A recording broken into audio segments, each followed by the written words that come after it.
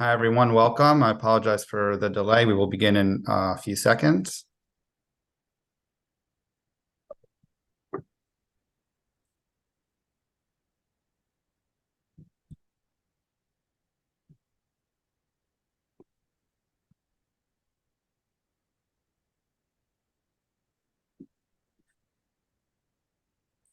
Okay. Good afternoon, everyone. Good evening or good night to those of you joining us from Israel. My name is Adam Odesser. I'm director of the Dr. Stuart Lesson's Israel Action Center at the JCRC of Greater Washington. Today we are 41 days from the start of the war between Israel and Hamas. 41 days since the deadliest attack on Jews since the Holocaust. Before I introduce our speaker here, I want to give us a short framing of where the war is currently.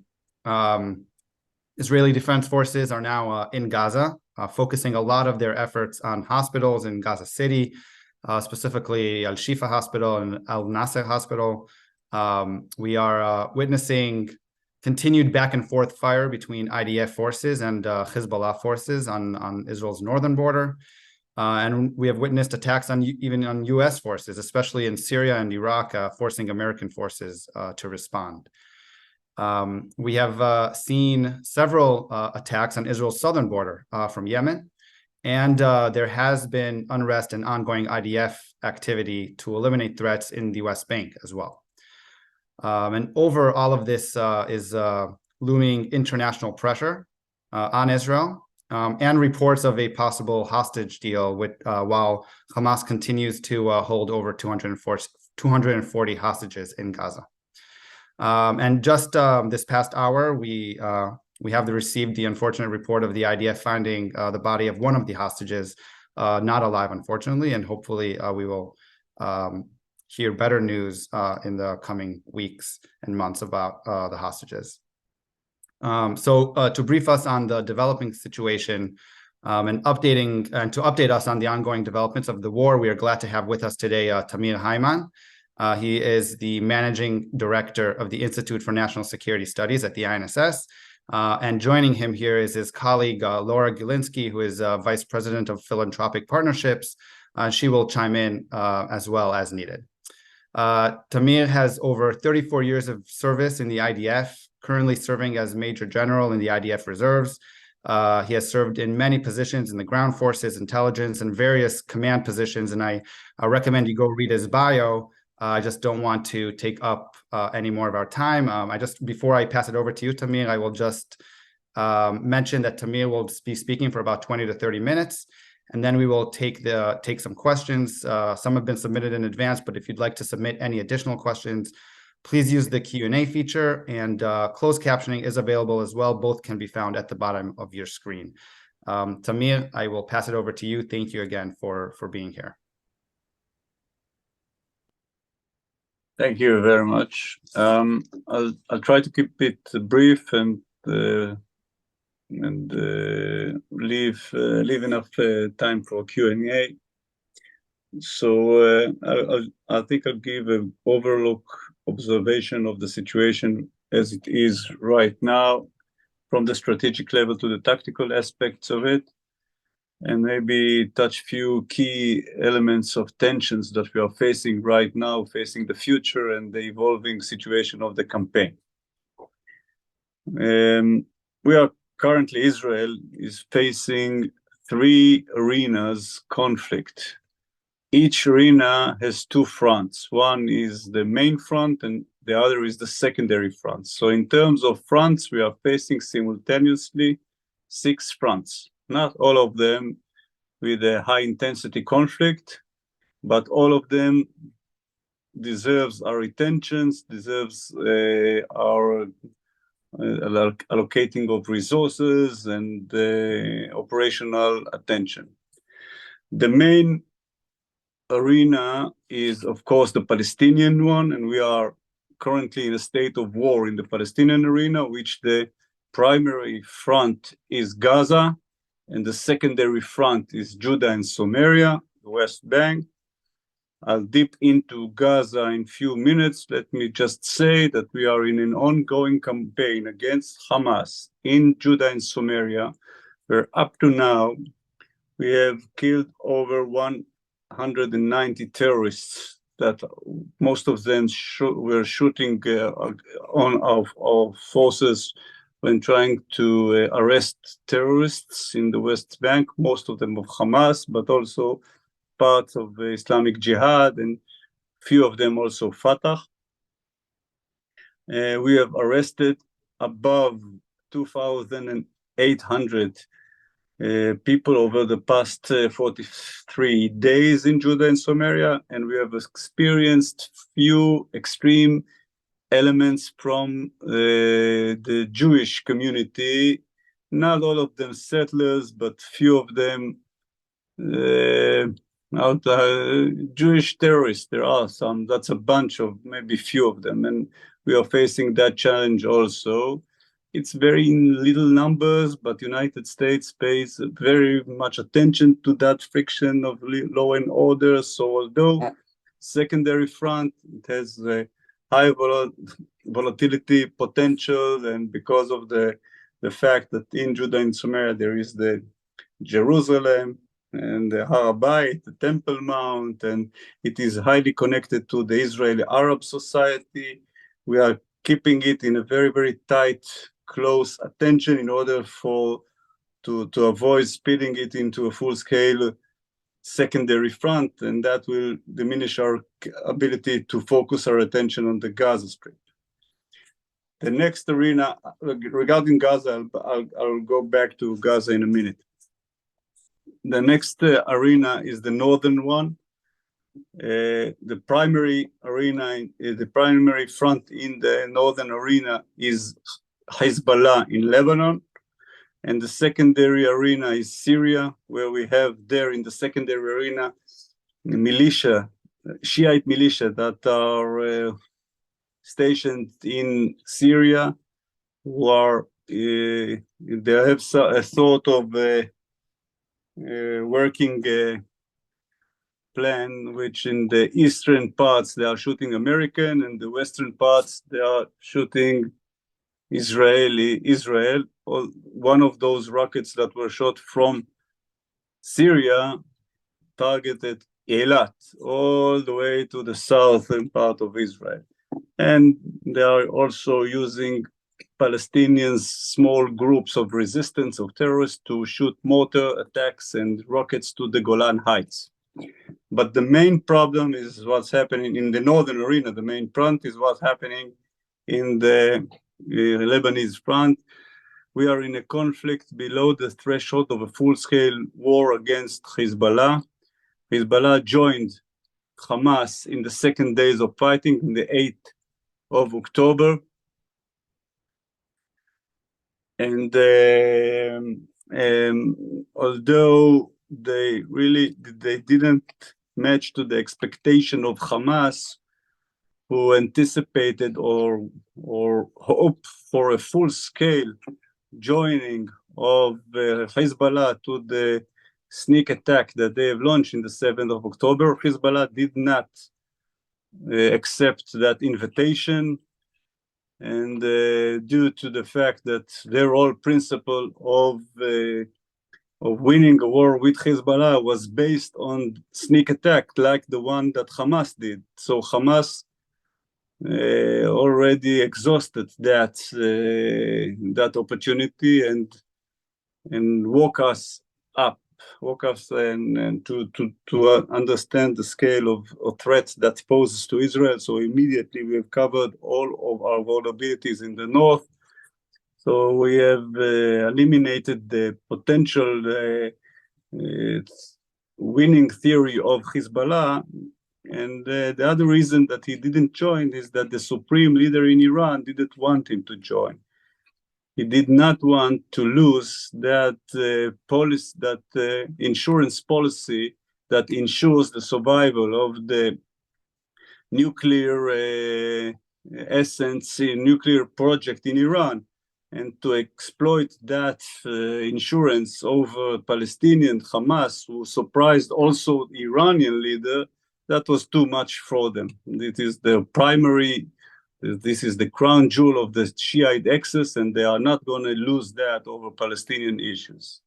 But although not entering in full scale, it entered the war. And since the second day of the war till now, till today, they are shooting, they are constantly harassing us. They have succeeded on forcing us to evacuate the villages in the northern front, in the Galilee border.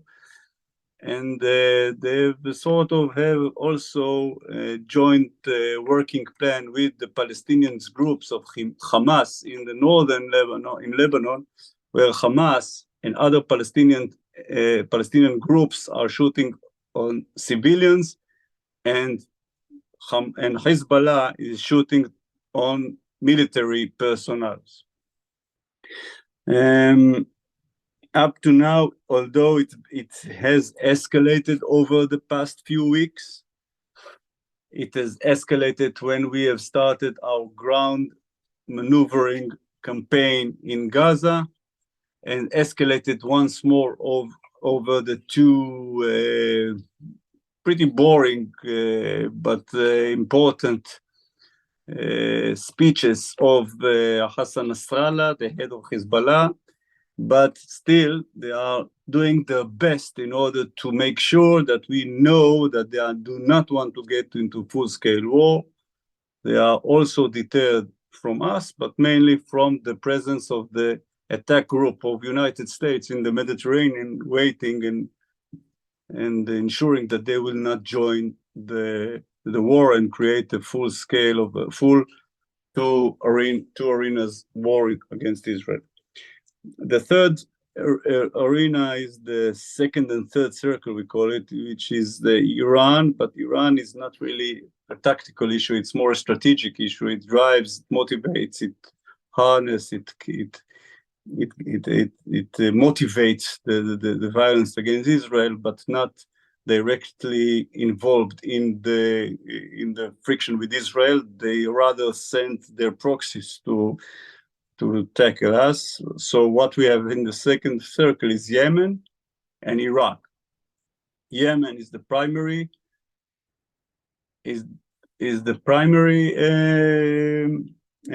arena. They are shooting constantly on Eilat, rockets and cruise missiles. Most of them are intercepted by American, Israeli, and Saudis, which is a very unique combination of defense forces working together against the Houthis from Yemen. And the secondary front of Iraq mostly targets Americans, over 50 attacks so far on Americans. But now, recently, the Americans have started retaliating after positioning the second group attack of air carriers in the Arabian Sea. The United States finally started on retaliating, and so they've now recently decided that they will allocate their forces, their operation against Israel, not against Americans. Let's go back to Gaza, which I think what's really interesting right now. We are in the second campaign out of a 4-campaign war. The first campaign was in the initial 3 weeks of the war, which was an aerial campaign of firepower. And its aims was to diminish strategic capability. I keep receiving, excuse me for a minute, I keep receiving some notifications. Sorry for that. It drives my attention. So let me go back. The first campaign was the aerial campaign, the firepower campaign, in order to erode the strategic capabilities of Hamas and to prepare the ground for the ground campaign, for the ground invasion to Gaza. The second campaign is what we are currently doing, is the ground operation. We are focusing it on the north part of Gaza Strip, which is Gaza City and its neighborhoods, in its suburbs of Gaza City. And the third campaign And the third campaign is going to be in a different structure, and it will take longer. The first campaign was 3 weeks. The second campaign, the ground maneuver, is planned to be 3 months. So it's supposed to end approximately the 1st of January, in the first week of January. And the third campaign, which I'm not going to elaborate of its structure and what's the strategy over there in order to not to reveal too much to the enemy, is going to last for about another 9 months. So it's an overall a plan of 1 year until we reach the goals, because the goals are very, very challenging. The first of it is to remove Hamas as a ruling address in Gaza and replace it with another, which we don't really mind who will be the alternative address, as long as it's not Hamas. The second is to create the necessary conditions to retrieve our hostages. And the third is to dismantle or diffuse or break to parts Hamas as a military organization. That is not total annihilation, that is not total destruction, and we are not going to hunt them till the last combat terrorist, but we are going to dismantle it or as a comprehensive terror group. So the fourth, by the way, after finishing those 3 campaigns, the fire, the maneuvering, and the third one, which I didn't elaborate, we're going to go to the fourth campaign, is the rebuilding of Gaza, is the humanitarian focus on how to create different arena, different structure, different environment in Gaza without any connections, totally cut off of all connection between Israel and Gaza, and how to support the next address that will evolve in Gaza in the day after. So let's go back and focus more on what's happening currently in the ground campaign.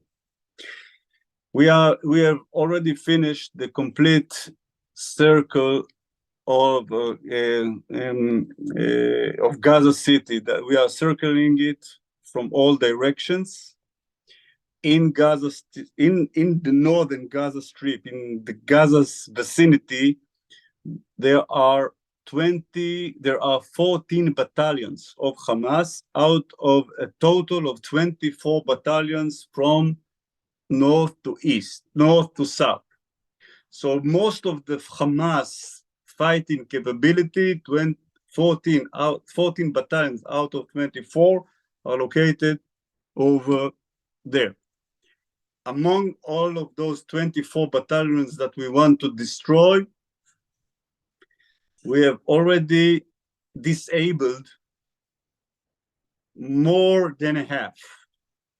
We are still a long way to go, because the remaining battalions are the toughest one, the stronger one on Sajaiya, it's a neighborhood, and Jabalia, which is a refugee camp.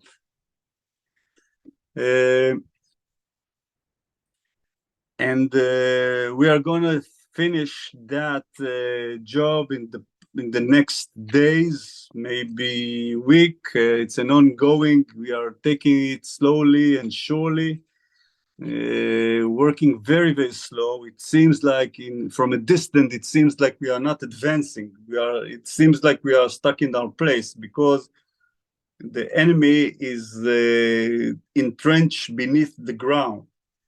And from time to time, it sneaks out of shafts, shoots, and then disappears again. So it takes a lot of time to remove and to recover all of those shafts and destroy them and create the necessary operational environment that can secure the constant maneuvering with less casualties. But we are losing, unfortunately. As always in war, we are losing approximately 2 soldiers per day, which is a very, very hard for us we are very sensitive to that. You know us, and it's a burden that we are all sharing, but we are very much, and we know that there is no alternative, and we are gonna continue till the goal will be reached. In terms of the hostages, we know about 240 hostages. Part of them are dead, part of them alive. We don't know the exact location of each and every one of them, but we know the general idea of where they are being held, and we are using that information to avoid striking them and killing them in the massive supporting fire that we are conducting. And from time to time, there is an operational opportunity to retrieve them in a special operation. We are trying to do that, but we know that eventually we will have to pay in order to bring them back. And the payment for retrieving them will be from two different types of coins or benefits that we're going to pay Hamas. One is Palestinian prisoners, that's obvious.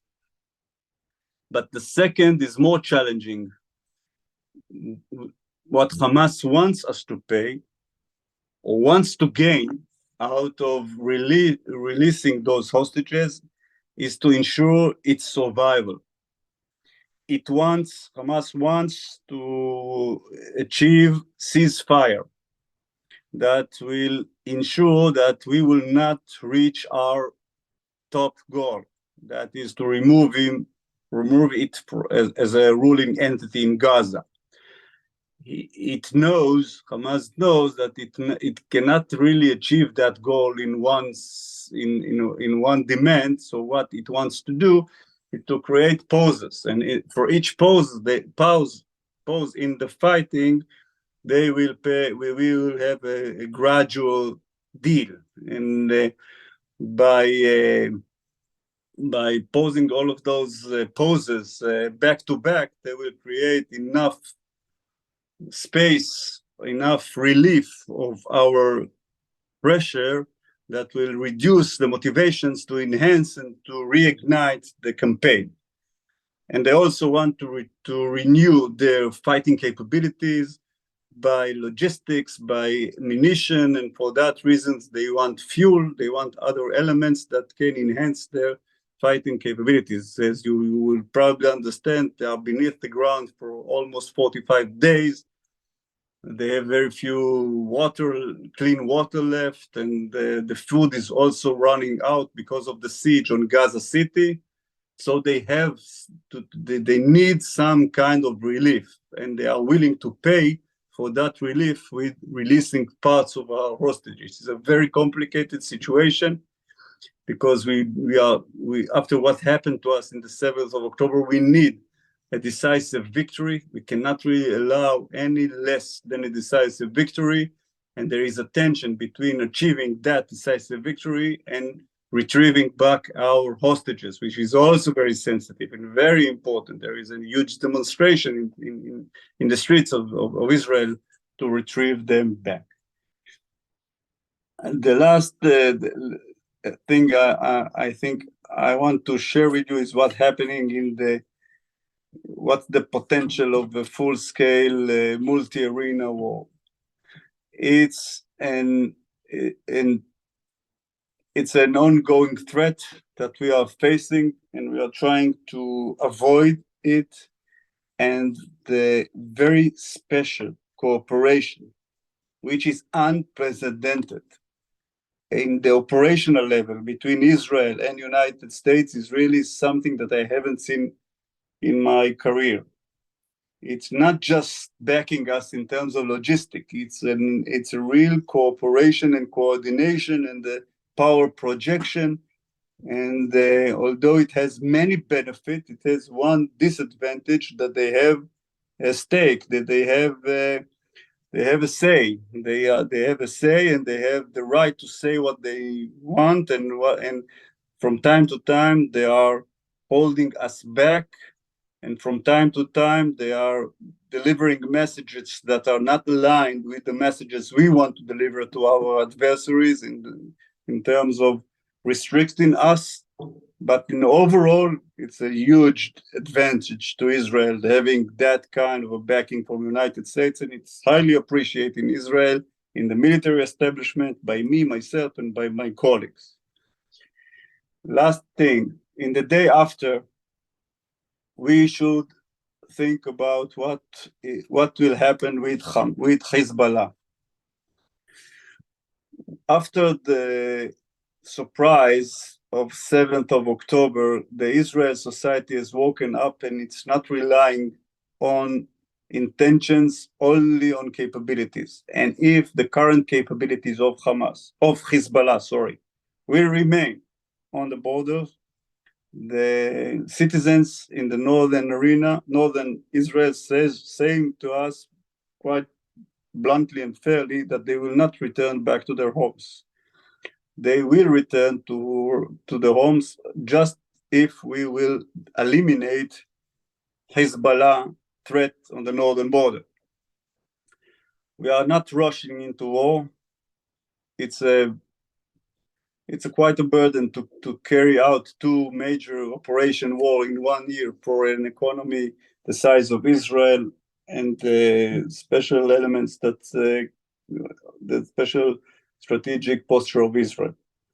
So what we are doing to do is to exploit and to extend the maximum benefit we can retrieve or achieve from the current friction in the northern front. That is, we are currently initiating attacks on Hezbollah, like the one we saw this morning in Aitaishad. And we are using that kind of initiative in order to, and we are not doing it quite well right now. We should extend the operational activity into political effort that aims to ensure the enforcement of the decision, the Security Council decision, United Nations Security Council decision 1701, which says that Hezbollah should not be allowed to be southern to the Litani River, which is, of course, not what happened. What they are all across the Litani River down to the south to our border. So we are saying to the United States, we cannot accept that anymore. So either you do something, the Iranians should know that if it will not remove Radwan forces, those are the special operational forces of Hezbollah, if they will not remove Radwan to the north, it's a matter of a ticking bomb. Eventually, either they will strike us, but most likely we will strike before. So a large-scale war is inevitable unless we will use the current friction, the current momentum of what happens to drive them out of the arena. I think I'll stop here, and I'll open it for a question, and if there's I will be more than happy to answer whatever you want about Shifa Hospital, symbols, what should be done what can we do in order to increase our operational efficiency, or whatever you want me to discuss. Thank you. Thank you, Tamir. Yeah, I'm gonna. Well, first, I appreciate the overview, and we got some questions. You mentioned right now the hospitals, and I will take. There have been 2 questions about the hospitals, so I will focus on that for now. Can you talk a little bit about the operations in the hospital and how it really fits into the the 4 stages that you talked about? It's part of I would imagine the second stage that we're in currently, and I'll add a question to it: is what does that mean to the center and southern part of Gaza in terms of Israeli operations there? I mean, we know the focus right now is on the north. What is being done currently? And because we could imagine only that Hamas forces have moved, many of them have moved from the north to the south. So what is being done on that front, and if anything, and what can we expect perhaps in the the next few weeks? We are going to deal with the southern part of Gaza Strip in the second phase, in the second campaign, the current campaign that we are handling, the ground operation. It will not be as extensive as what we are doing in the north, because we have evacuated the civilians from the northern part of Gaza to the southern part. So right now there's approximately 1.8 million people in the southern part of Gaza. So we cannot really create efficiency in 3 divisions storming the southern part of Gaza, but we can use local evacuation of non-involved citizens in order to protect them, in order to create more concentrated efforts of maneuvering and raids. And we have started that today in a very small scale in some village called Khirbet Khiz'a, and we are going to extend that in the future. But of course, I will not elaborate when and how. In terms of, so it's part of it, it's in the second stage, but most of it that is important, most of the efficiency, operational efficiency, will be gained in the third stage, which is the more extensive one, which is mostly standoff campaign. It's in the third stage. Regarding hospital has a dual purpose to conquer. One is to supply evidence, to present evidence that Hamas uses hospitals as a shield above terror facilities, which is against the international law. And eventually we needed images, we needed proof, and we gave them proof. We have lots of proofs. It's an ongoing effort by the IDF spokesman, and I think few foreign media platforms were invited in order to get their own perspective. That's important. That's not crucial, because whoever likes us will continue likes us, and whoever despises us will continue despising us, and anti-Semitism will not be relieved over proofs that Shifa Hospital was a shield for terror activities. The second issue is more important in my aspect, which is a kind of narrative that we are saying that if you violate our Holy of Holiness, this is entering our homes and families, in our nurseries, and if you come to our house, to the sanctity of our house, and you murder babies, there is no place on earth that we will not penetrate, we will not enter, no matter how you will defend it. If you put 47,000 people surrounding Shifa Hospital, that will not avoid us for entering. And that's kind of message is important, not to Hamas. It's important to Hezbollah.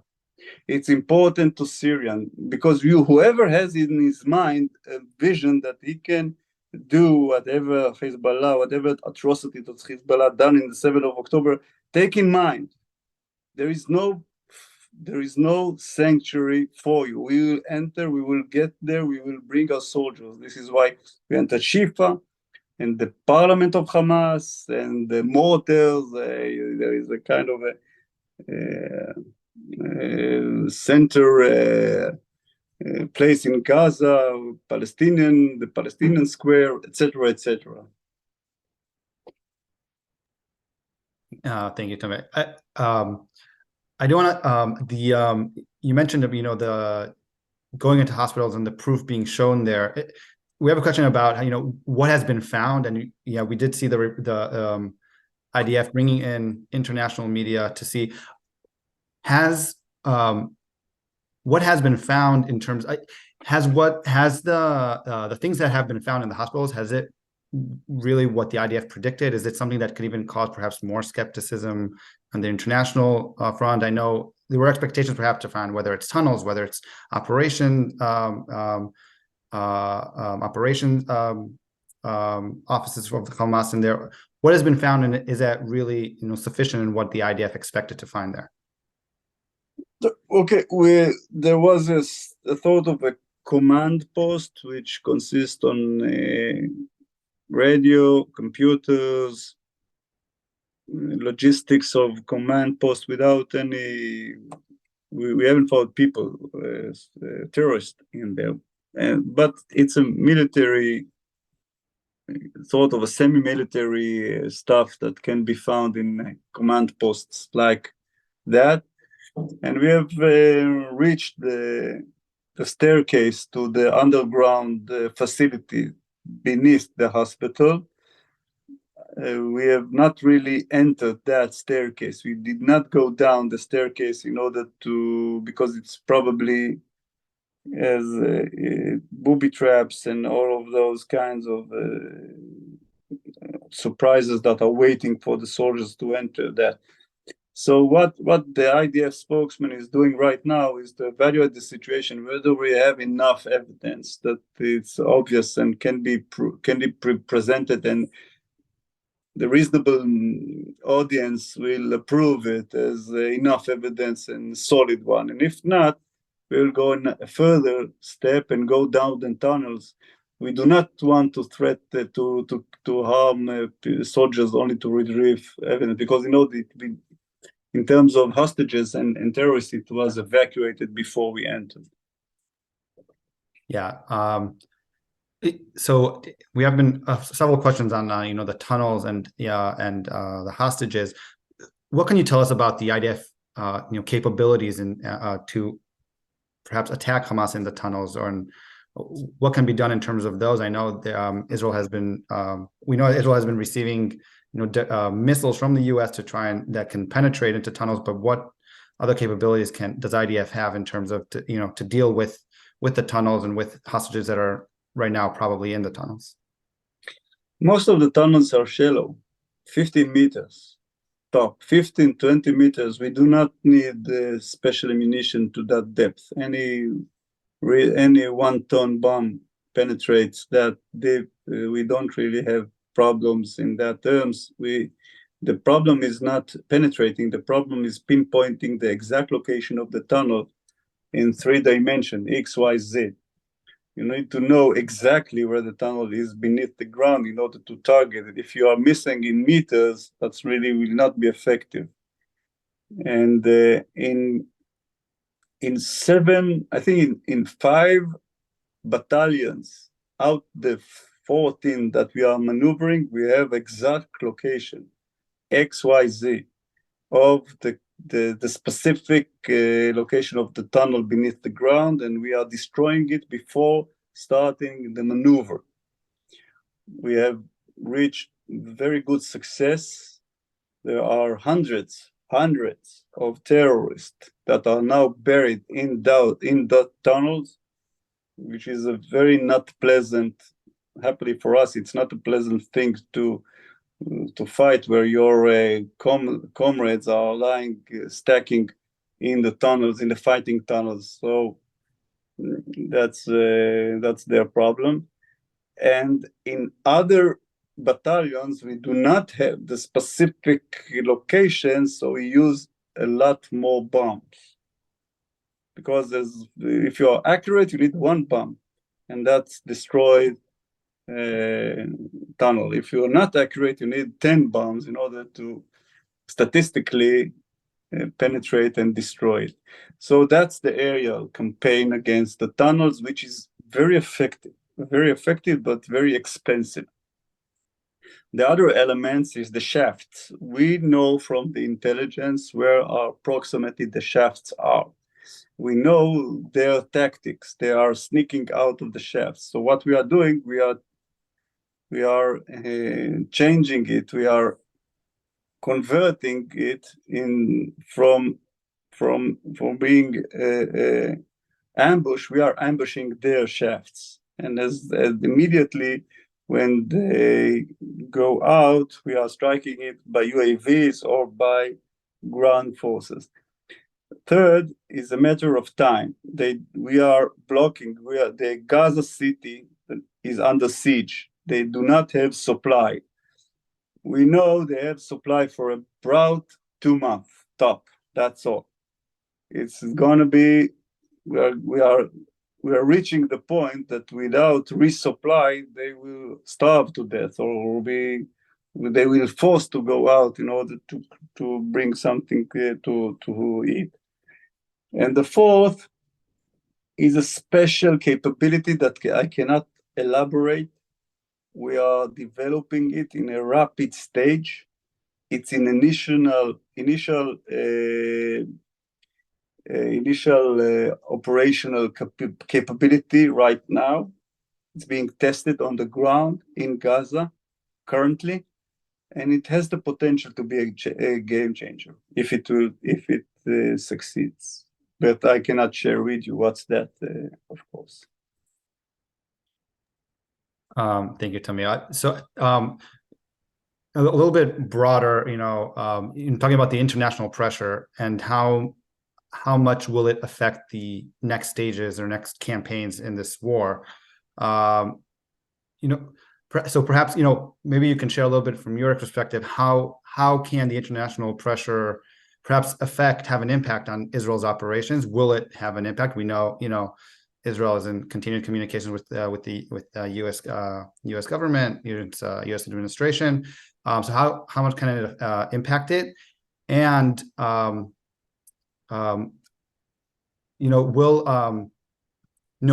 this pressure have an impact on the end results of the goals that Israel is trying to achieve by the end of this war?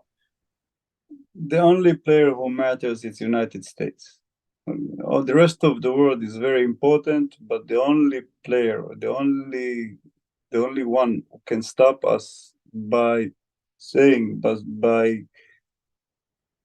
influencing us or practically stopping us is the United States. So we pay very close attention and respect their requests. And if President Biden demands that we will supply the southern part of Gaza Strip with humanitarian aid, that is food, water, and medical supply, we accept. Although there is a huge criticism about supplying humanitarian aid when our hostages do not receive any humanitarian support and they've not really seen the Red Cross, etc., etc. So there was a demand by most of the Israel civilians not to relieve the pressure in the humanitarian sector. But we know that in order to get the enough time we need in order to fulfill our operational capability, we accepted that. So right now there is no limitation of humanitarian supply. The convoys from Egypt are crossing into the Gaza Strip. Another aspect was, of course, the supply of fuel. We did not want to supply fuel because fuel is what drives the Hamas mechanism war. But the United States asked us, and so yesterday we supplied fuel for the international assistance agencies, etc., etc. And we are trying to build confidence and to ensure that we will not remain in Gaza. This is not an occupation of Gaza City. Eventually, we're going to withdraw from Gaza. We are not here to stay. We're not going to build settlements. That relieves the tensions because they are worrying that eventually we will get, when a minister in the government says this is the Nakba of 23, the Americans, when they hear Nakba, say, okay, we know what Nakba is. You are driving them off and conquering the place, destroying it, and you will build there a city or something like that. We are trying to ensure them that it is only an operational stage. This is the second campaign out of, etc., etc. I don't know how much time they will give us.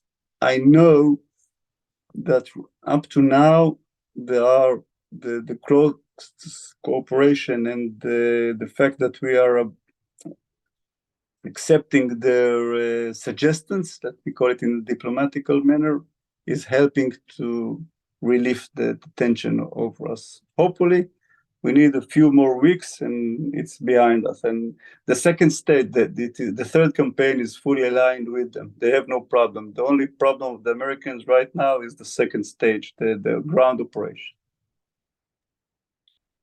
Thank you. I'm going to shift a little bit now towards Judea and Samaria, the West Bank. You talked about it briefly in your remarks. And just today there was a terrorist attack near Jerusalem that one soldier was killed. Can you talk to us a little bit? What is the IDF doing in the West Bank currently? What are they trying to achieve there? I know there's been, as you mentioned, they're going after Hamas operatives, also other terrorists. But is there anything else that you can share about what is being done there in order to try, in a sense, to calm the area? You haven't seen a big uprising in that area, which is good. So what is being done there? The operational concept of the Central Command is that we have an opportunity right now to enhance the offensive effort, because there is also always a cloud above the operational offensive in Judah and Samaria, that it will inflate the Gaza, that it will initiate violence in the Gaza border.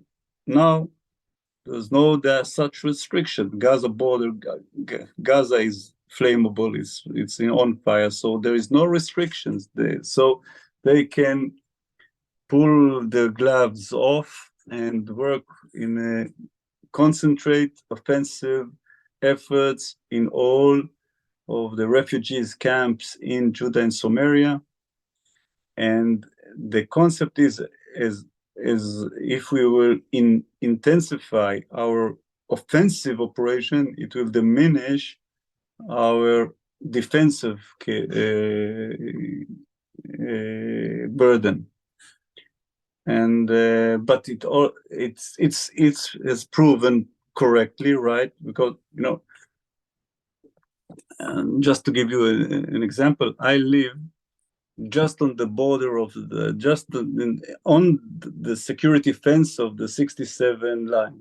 Okay, I'm on the sort of the Israeli side, and a few meters from me is Tulkarem and Shweike, Arab cities and villages. And daily we are experiencing rounds of fire that is being shot towards our little village. But in the past 10 days, they have intercepted 12 terrorists inside Tulkarem. Those 12 terrorists, if they were not intercepted in Tulkarem, they will probably be on the fence of our village. So that's the overall operational concept. Very, very intense offensive, still defending. We have all of the forces in the Central Command are reserved. In the initial stages, they are not so professional in dealing with that kind of threat. So there were frictions at the beginning of the war. Right now, I'm sensing that the learning curve is really steep, and they are learning fast. And I think it's enhancing the effectiveness of that operation, and also law and order enforcement. We are in the middle of the olive harvest season. And olive harvest season each year is a very conflictive period of time, because in order to harvest the olives, there are olives near the settlements, and people coming with the families. Now, after everybody in Israel is traumatized from the images of the 7th of October. So you have a situation where Arabs are coming very, very close to the settlements. Most of the men in the settlements are recruited to the army, so there is only children and women that left in the settlements. So the tension is high. Everybody is afraid right now. So it creates another frictions and from time to time violence. Very explosive situation, that friction during that season of time. So the Central Command is highly focused on that issue also, how to secure the settlements, to create the friction, to create the barrier between the different groups. And last thing, in Israel, every day, previous to the war, 140,000 workers, Palestinian workers, used to come and work in Tel Aviv, in Israel. It has totally stopped from the beginning of the war. So that creates a economic pressure that is starting to build up inside Judea and Samaria. So that's the overall situation back there. Thank you, Tamir. We're getting to the top of the hour, so I want to end with one more question. Thinking about the day after. You said it might take about a year, perhaps more, perhaps less. Yeah, what is the current thinking? In Israel, there have been calls out.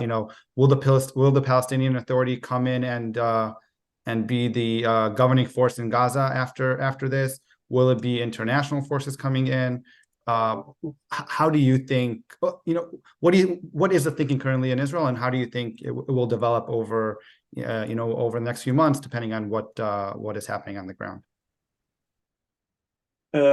During the fourth campaign, which is the rebuilding of Gaza, but towards the end of the third campaign, the standoff campaign, we are working it on right now to bring a special international task force headquarters that will be hopefully will be deployed in Sinai in Egypt. It is a kind of a task force that usually works with international humanitarian crisis and disasters area. It's a kind of a known architecture of command and control that can be a connector to all of the efforts that volunteers or donate, whatever wants to help Gaza in the day after. So it will all of the effort will be diverted into Egypt and will be reallocated and supplied by the International Task Force headquarters from Egypt through the Rafah crossing into the Gaza Strip. In the Gaza Strip, there is a sort of entity that calls the Civilian Committee. The Civilian Committee is a relic, is something left behind from the Palestinian Authority, and to the best of our knowledge, it is still operational. Hamas, when got control over Gaza, left that Civilian Committee working in order to fix roads, fix the electricity line, make the necessary public works that should be done. It's a Fatah organization. It has connections to Ramallah. So there is a potential that eventually, through the construction of Gaza, through the aid, the Palestinian Authority will return back to Gaza. it is, although I know in the public appearance of the Prime Minister, you may have been confused about the role of Palestinian Authority. But we know that in terms of, in the eyes of the Arab world, in the international community, this is the only address of the Palestinian people right now. So we cannot eliminate that as a potential evaluation, and maybe it has lots of benefits if you want to reconstruct some kind of a more stabilized situation in Gaza. We will accept anyone as long as it's not Hamas. And the Palestinian Authority is I think it's the more natural address to be in the next stage. It will not, of course, it won't come on the Israeli tanks in the thirds, on the thirds of our tanks, but after a period of time, called to be the savior of Gaza, it will return. It will probably want some benefits in terms of the political communication, but who knows who will be the ruling government in Israel in a year away, and how things will be turned out. It's not. It's a long. It's hard to predict right now. Tamir, thank you. Thank you again for your expertise and your insights. I'd like to end our webinar with with the call of hope to see all the hostages back at home soon. We will continue to follow the developments out of Israel and the region closely, and continue to provide regular updates to our community. And I also recommend visiting our Israel at War resources page, which you can find on the JCRC's homepage, where recording of this webinar and previous webinars are available, as well as information and other resources. So thank you again, Tamir, for being here with us, and thank you all for being here today. Stay safe.